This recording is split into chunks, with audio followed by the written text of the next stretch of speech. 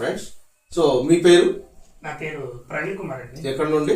ఆంధ్ర నుంచి వచ్చాను సార్. ఆంధ్ర నుంచి. సో మీరు ఫ్రెషరా లేదా షాప్ ఉందా మీకు? షాప్ ఉంది సార్ ఆల్రెడీ. ఎన్ని ఇయర్స్ నుంచి చేస్తున్నారు? 5 years నుంచి చేస్తున్నాను సార్. సో 5 years నుంచి. సో కార్డ్ లెవెల్ చేస్తున్నారు? కార్డ్ లెవెల్ చేస్తున్నాను సార్. బోర్డ్ లెవెల్ అప్పటిదాకా నాకు టచ్ లేదు. బోర్డ్ లెవెల్ ఎటువంటి టచ్ లేదు. సో మీరు కూడా ఎవరైనా రిఫర్ చేస్తే వచ్చారు? సో స్టూడెంట్స్ రిఫర్ చేస్తే రావడం జరిగింది. సో వచ్చిన తర్వాత ఇక్కడ మనకు ట్రైనింగ్ ఎలా ఉంది, మన క్లాసెస్ ఎలా ఉన్నాయి? ట్రైనింగ్ అయితే చాలా బాగుంది సార్. యాక్చువల్ అయితే నాకు బోర్డ్ లెవెల్ వర్కర్స్ నాకు తెలియదు సార్. యాక్చువల్లీ కాంపోనెంట్స్ కానీ ఇవి కానీ ఇవి తెలియదు సార్. ఫస్ట్ ఆఫ్ ఆల్ వాటి గురించి తెలుసుకోవడం కానీ చేయడం కానీ ఇక్కడ క్లాస్కి వచ్చిన తర్వాత ఒక పెద్దగా అప్పటికీ నేను పెద్దగా భయపడుతున్నాను సార్. బోర్డు లెవెల్ వరకు ఏమైనా పాటు చేస్తానేమో అని. ప్రజెంట్ అయితే స్ట్రైట్ని బోర్డుని టచ్ చేసి రీబార్డింగ్ చేయడం చేస్తున్నానంటే ట్రైనింగ్ ప్రకారం sir identification live board touch చేయడం అన్న నేర్చుకున్నది కూడా రన్నింగ్ మొబైల్స్ మీద మనం చేయడం వల్ల ఏంటంటే ఫియర్ అనేది ఉండదు. మెయిన్ ఇప్పుడు ఎంతసేపటికి మనం డెడ్ మొబైల్స్ మీద చేస్తుంటాం, డెడ్ బోర్డ్స్ మీద.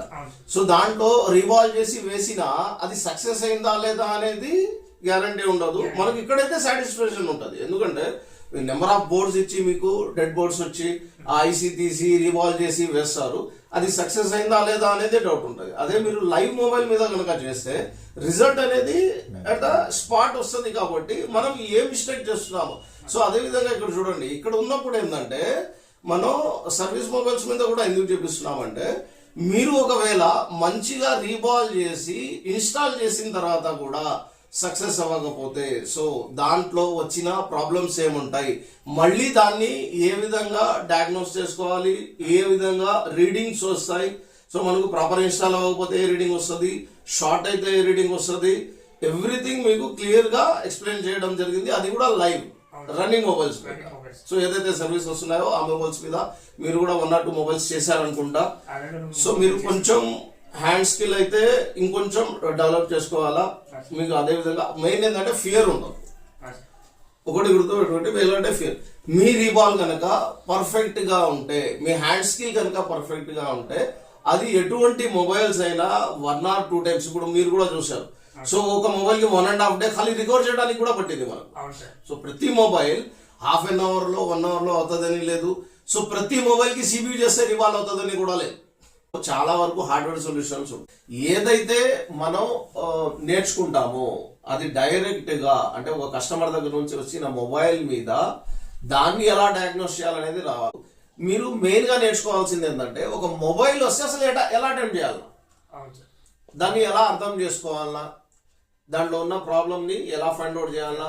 ఇప్పుడు వన్స్ మీకు ట్రబుల్ షూట్ అయిన తర్వాత ప్రాబ్లం ఏదైతే ఫైండింగ్ అవుతుందో రిపేర్ చేయడం చాలా ఈజీ. ఎందుకంటే ఓన్లీ ప్రాసెస్ ఏ ఉంటుంది.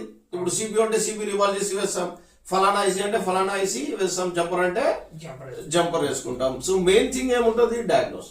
ఈ ట్రబుల్ షూటింగ్ లోనే మనకు చాలా వరకు ప్రాబ్లం అయినది ఉంటది. సో ఇక్కడ మీకు లైవ్ మొబైల్స్ మీద కూడా చూపించడం జరిగింది. సో మీరు ఎవరైనా రిఫర్ చేయదలుచుకున్నారా? ఆల్రెడీ రిఫర్ చేయదలుచుకున్నాను సార్. ఆల్రెడీ మా ఫ్రెండ్స్ కూడా ఎలా ఉంది ఏంటంటే నేను చెప్పాను సార్, వాళ్ళు కూడా వచ్చేదానికి. సో ఫ్రెషర్స్ కి కూడా చూడండి, నేను 0 to అడ్వాన్స్ లెవెల్ దాకా చెప్తాను ఫ్రెషర్స్ కి కూడా. సో ఎటువంటి నాలెడ్జ్ లేకపోయినా మీరు నా దగ్గరికి రావచ్చు. సో 100% మీకు సక్సెస్ అనేది ఉంటుంది.